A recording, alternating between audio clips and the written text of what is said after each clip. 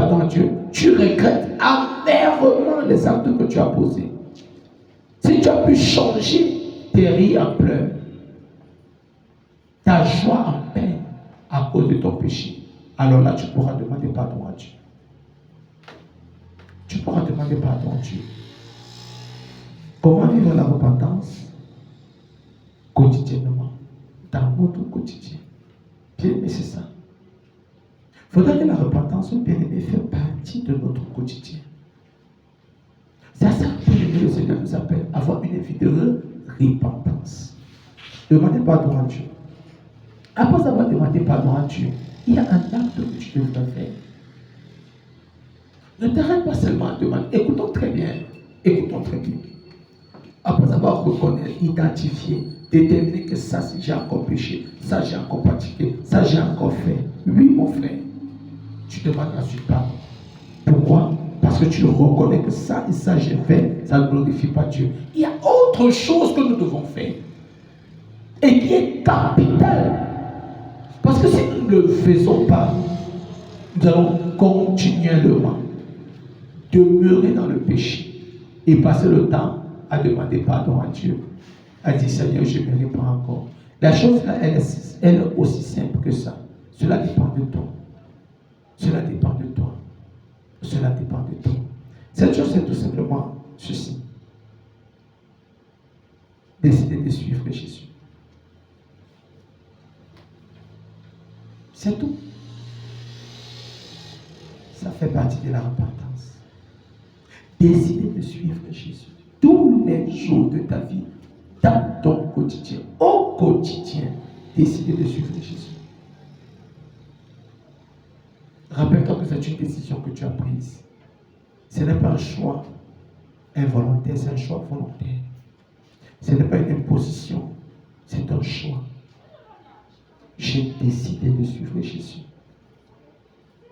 C'est lorsque tu vas le suivre que tu pourras te garder, que tu pourras veiller sur tes voix, que tu pourras veiller sur ton regard, veiller sur ton langage, veiller bien aimé sur ta tenue vestimentaire. Tu pourras veiller sur ce qui entre dedans de toi et veiller sur ce qui sort du dedans de toi. Parce que la Bible dit que ce n'est pas ce qui entre dans l'homme qui souille l'homme, mais c'est ce qui sort de l'homme qui souille l'homme. Alors il faut faire très attention. Très très attention. La troisième chose, bien aimée, c'est de décider de suivre Jésus.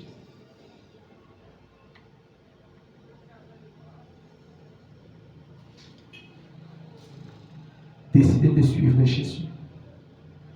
Et lorsqu'on décide de suivre Jésus, ça implique le quatrième point. Marcher dans ses voies. Jésus a des voies.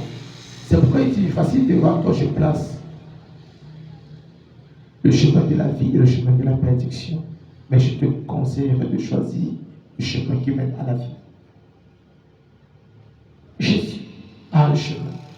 Nous devons suivre. Donc si j'ai décidé de suivre Jésus, forcément je vais marcher dans ses voies. Marcher dans les voies du Seigneur, c'est marcher par sa volonté. C'est marcher par sa vision. C'est marcher grâce à sa vision. Grâce à sa vision. Jésus est fidèle. Jésus est fidèle. Et lorsqu'on marche dans la voie du Seigneur, bien aimé, on ne chancelle pas. On n'échoue pas. On avance seulement. Rien ne peut nous arrêter. Rien ne peut nous retenir. Rien ne peut nous contenir. Rien ne peut, bien aimé, s'opposer à nous. Parce que c'est Jésus qui est au centre de tout. C'est Jésus qui est au centre de tout. Alors c'est pourquoi je viendrai te dire ce soir que la repentance, bien aimé, c'est un mode de vie avec Dieu.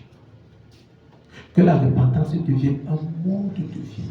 Ça, c'est le terme, bien aimé, de coach que moi je viens te donner. Que la repentance devient un mode de vie. Un mode de vie avec le Seigneur Jésus. Dis-toi que si tu ne te réponds pas, il y a quelque chose que tu n'as pas pu faire. Que ça devienne un mode de vie. Tu sais, bien aimé, se réveiller est un mode de vie. se brosser également avec un mode de vie. Prendre son pain, son petit déjeuner, son dîner, son souper, se vêtir. Toutes ces choses sont devenues un mode de vie pour nous.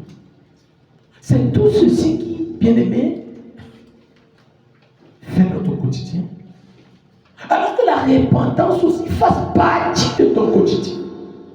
En tant que né de nouveau, en tant qu'appelé ennemi de Dieu, que la repentance, bien aimé, fasse partie de ton quotidien. Que la repentance, bien aimé, devienne un mode de vie pour toi. Une façon de vivre, une manière de vivre. Et celui qui se répand, bien aimé, ne trouve jamais de problème. Jamais de problème, bien aimé, à s'humilier. Parce que, bien aimé, tu ne peux pas te repentir sans que tu t'humilies. Dans l'orgueil, dans l'arrogance, tu ne peux pas parler de repentance. Dans la suffisance, dans la cupidité, tu ne peux pas parler de repentance. Donc, dans la repentance, il y a d'abord la soumission. Qui est se rabaisser volontairement? Je me rabaisse parce que je reconnais que j'ai péché. Parce que je reconnais que j'ai péché. Nous allons prendre notre verset de base, acte 26, verset 20.